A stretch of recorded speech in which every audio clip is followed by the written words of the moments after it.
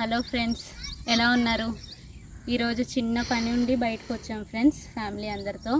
అయితే ఇక్కడ ఒక ఆకుకూర కనిపించింది. అది చూడగానే మీకు అందరికి చూపించాలనిపించింది, అందుకే వీడియో తీద్దాం అనిపించింది.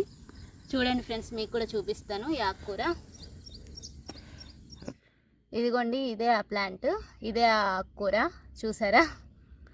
దీన్నే పచ్చకూర అంటారు. ఇది అటవీ ప్రాంతాల్లో మాత్రమే దొరుకుతుందండి. ఇది అక్కడ ఉన్న వాళ్ళకి, అటవీ ప్రాంతాల్లో ఉండే వాళ్ళకే మ్యాక్సిమం తెలిసే అవకాశం ఉంది, చాలామందికి తెలిసి ఉండకపోవచ్చు.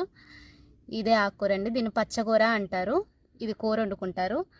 కాకపోతే ఇది కొంచెం ముదిరింది. లేత మొక్కలు వండుకుంటారు ఫ్రెండ్స్. లేత ఆకుకూరని కోసుకుంటారు. అది కూడా చూపిస్తాను, లేత మొక్కని. ఇదిగోండి, ఇలా ఉంటుంది లేత ఆకుకూర, ఇలా ఉంటుంది. ఇదిగోండి, ఇదంతా అదే ఆకుకూర.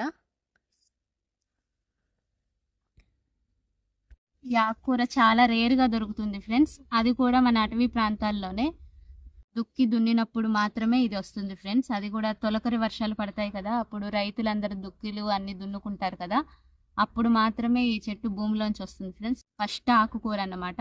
అందుకే దీన్ని చాలా పవిత్రంగా చూస్తారు. అసలు ఎలాంటి విత్తనాలు కూడా వేయరు, దీనికి విత్తనాలు కూడా ఉండవు. దానంతట అది భూమిలోంచి వచ్చే మొక్క అన్నమాట. అందుకని చాలా పవిత్రంగా చూస్తారు ఈ ఆకుకూరని. దీన్ని కంపల్సరీ తింటారు ఫ్రెండ్స్. ఈ సీజన్లో, ఫస్ట్ సీజన్లో వచ్చే ఆకుకూర కాబట్టి ఖచ్చితంగా తింటారు. ఈ ఆకుకూరను కొయ్యాలంటే వాళ్ళు ముందు తలస్నానం చేస్తారు ఫ్రెండ్స్. తలస్నానం చేసిన తర్వాత మాత్రమే ఈ ఆకుకూరను కోస్తారు. కోసిన తర్వాత వండి ఫస్ట్ ముద్దని వాళ్ళ గ్రామ దేవతకి మాత్రమే పెడతారు.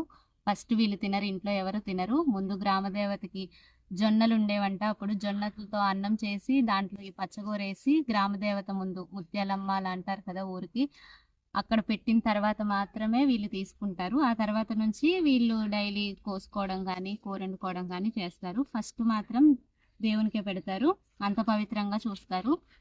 ఇది అందుకే విత్తనాలు లేని పంట ఫ్రెండ్స్. అసలు ఆకుకూర ఇది మనం తొలకరి వర్షం పడ్డప్పుడు భూమిలోంచి దానంతట అది వస్తుంది. ఇప్పుడంటే అన్ని మందులు, పొలాల్లో దున్నడానికి అన్ని మందులు వేసేసి మనకంతగా దొరకట్లేదు. కానీ పూర్వకాలం అయితే ఇటు ఎలాంటి మందులు లేవు కదా ఫ్రెండ్స్, ఎరువులు కానీ ఏమీ లేవు. దుక్కి దున్నగానే ముందుగా వచ్చేది, తొలకరి వర్షం పడగానే ఈ మొక్కలే వచ్చేవి ఆకుకూర. దీన్ని ఆకుకూరగా వండుకునేవారు. చాలా రుచిగా ఉంటుంది ఫ్రెండ్స్. ఇది ఈ ఆకుకూర మన తోటకూర లాగే ఉంటుంది చూడండి ఫ్రెండ్స్. కాకపోతే చిన్న చిన్న ఆకులతో ఉంటుంది, లైట్గా చివర రెడ్గా ఉంటుంది. దీన్ని మన తోటకూరలాగే వండుకుంటారు. కాకపోతే తోటకూర కంటే చాలా రుచిగా ఉంటుంది ఈ ఆకుకూర అనేది. దీన్ని ఉత్తిగా మనం కూర చేసుకొని అన్నం ఏమి లేకుండా కూడా తినేయచ్చు ఫ్రెండ్స్, అసలు అంత రుచిగా ఉంటుంది. ఆకుకూరని ఎలా వండాలో కూడా నేను మీకు చేసి చూపిస్తాను ఫ్రెండ్స్. అసలు పూర్వకాలంలో వాళ్ళు ఎలా వండేవారు ఆ పద్ధతిలోనే నేను మీకు చేసి చూపిస్తాను.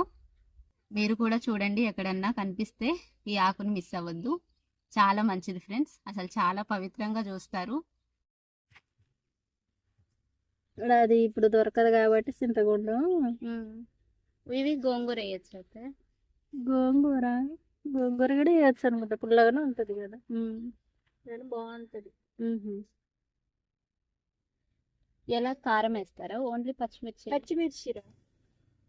పచ్చిమిర్చి దాన్ని కొంచెం పచ్చిమిర్చి దంచి వేస్తే బాగుంటుంటారు. ఎండుమిర్చి, తాలింపుకి ఎల్లిపాయ.